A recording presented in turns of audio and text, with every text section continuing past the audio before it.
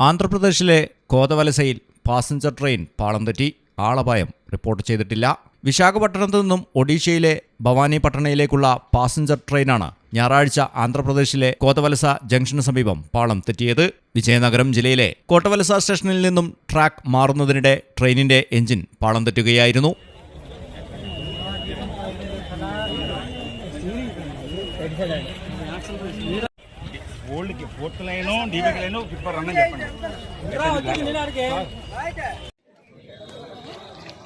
Second class cum luggage കോച്ചായ SLR ആദ്യ കോച്ചിന്റെ ബഫറും സംഭവത്തിൽ കുടുങ്ങി. പിന്നീട് മറ്റൊരു എഞ്ചിൻ പിൻവശവുമായി ബന്ധിപ്പിച്ച് ട്രെയിൻ യാത്രക്കായി അനുവദിച്ചു. News desk Malayalam television.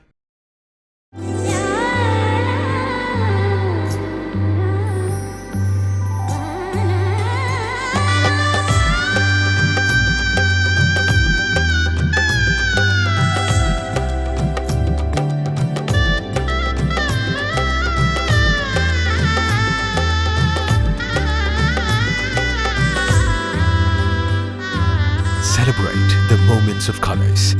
KMT Silks, Perindalmanda, Kottakkal.